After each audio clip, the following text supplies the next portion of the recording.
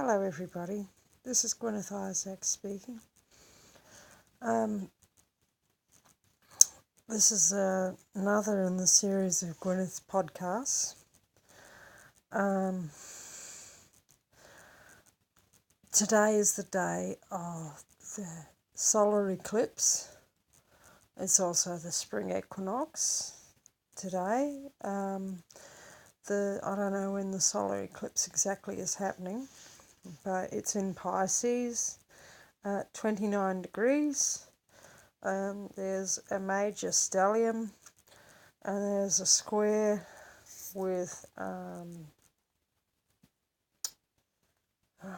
there's so many angles.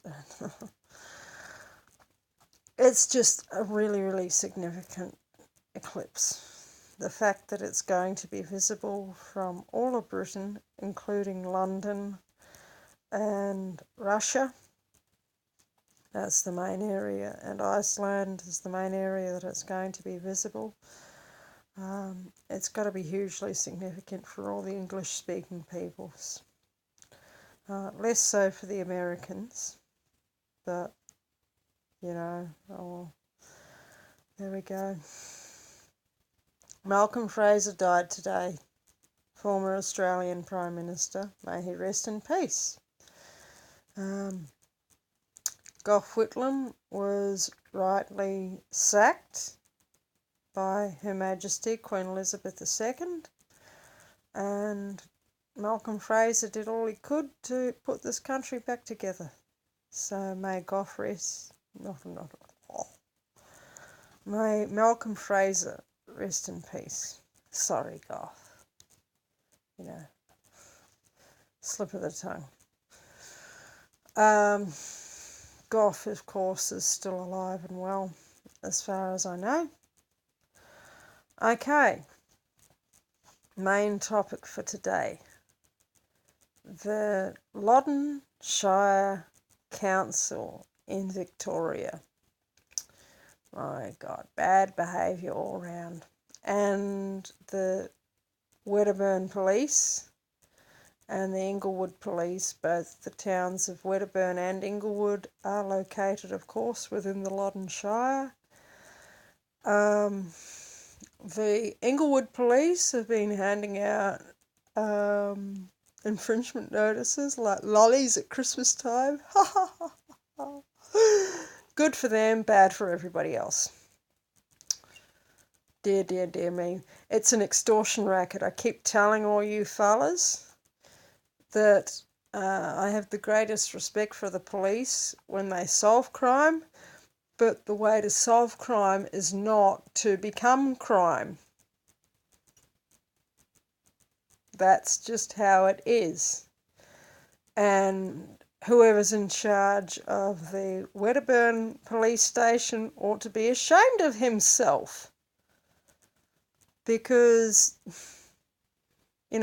once again, it seems like they're more interested in handing out treasonous, extortionate notices of demand called infringement notices than they are in actually solving crimes, which is the reason why the police is there, to solve crime.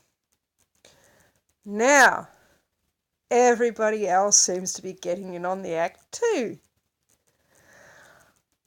The RSPCA, everybody's favourite charity. Don't you just love them? How they don't shut down factory farms. How they instead go after small farmers, and sometimes not so small farmers, but people who are just trying to make a living, who run their farms well, and whose only crime in their eyes is not having the appropriate license. Do you know what licensing is? Licensing is an extortion racket. You pay a fee to somebody and somebody leaves you alone. That's called extortion. There has been a puppy farmer has been shut down by the SPCA within the Loddon Shire, apparently for the grand crime of not picking up his dog shit. Don't you just love them? There's nothing to say that the dogs weren't healthy. He's been slapped with a $37,000 infringement notice by the RSPCA, who are operating under a royal charter. The royal charters are treasonous because they are a breach of the Statute of Monopolies. Go and read the Statute of Monopolies. It is the applicable law in Australia, and it seems as if the RSPCA is treating their position and their charter as a cash cow. No! Ho-ho!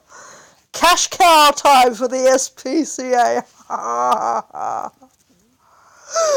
Yeah, and wipe out your opposition at the same time, who sell their puppies to private people who then sell them in pet shops, mostly to loving homes, so that you can sell more puppies through your adoption centres. Aren't you nice people? In my books, that's called wiping out your opposition. Wiping out your opposition. The SPCA operates an adoption centre where they allow you to adopt their dogs, cats, rabbits, guinea pigs, etc. for a fee of about $350, which is about the same amount of money as you pay for a dog in a pet shop. Maybe in a pet shop you'll pay $450, maybe $5, whatever. $350 is a slight discount, but not much. And the SPCA, and especially the Loddon Shire Council, seem to have waged war on all private dog breeders, including people who only breed a few litters a year. If they find out anybody's breeding puppies, they're on to them. But guess what? It's all a breach of the Statute of Monopolies, and it's high treason. And the penalty under the law for high treason is a 24-year prison sentence. It's a 24-year prison sentence because it's high treason. What you're doing, you're operating under an illegitimate charter, which is in breach of the Statute of Monopolies. You're operating a cartel, and you are engaging in anti-competitive behaviour and conflicts of interest left, right and centre. So there. Also, the council is fining people and similar quantities of money in the 5 figures for having thin horses standing in their paddocks. Now, it's been kind of a dry year last year. Feed's getting kind of expensive. And I don't know who, but the word is that locally the SPCA has been going around putting ribbons on people's gates and, you know, issuing infringement notices in the 5 figures for people having underweight horses standing in their paddocks. Whoopee-doo. These horses apparently are otherwise healthy. I haven't seen said horses, so I can't testify one way or the other. But, you know, that's the info that I've got.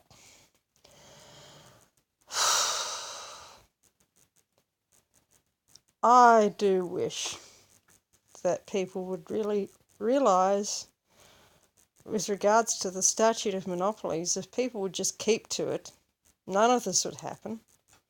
And if they just realise the statute of monopolies is your freedom, stupid. Oh my gosh, that's what's been happening around here. Oh yes, and about a year ago, the SPCA shut down a full-on commercial puppy farm of about 400 dogs, and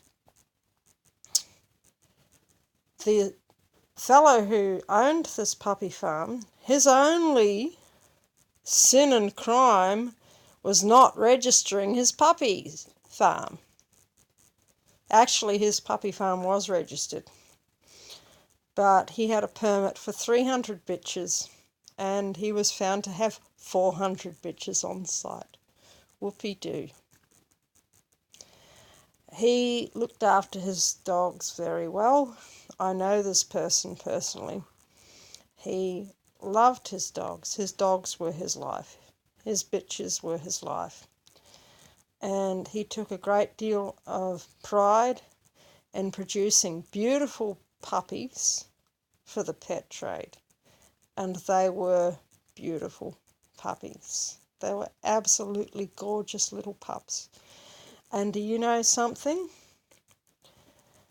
About 2 weeks after the SPCA raided him and fined him and cancelled his licence for the grand crime of having 100 dogs too many on site, this fellow died.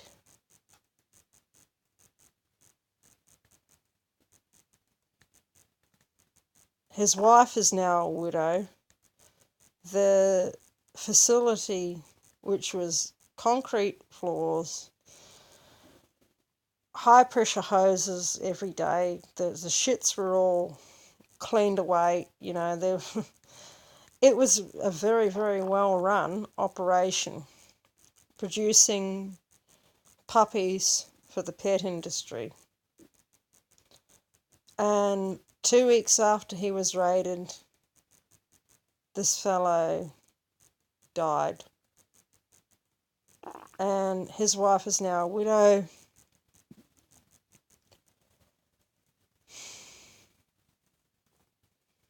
And it was all because his cousin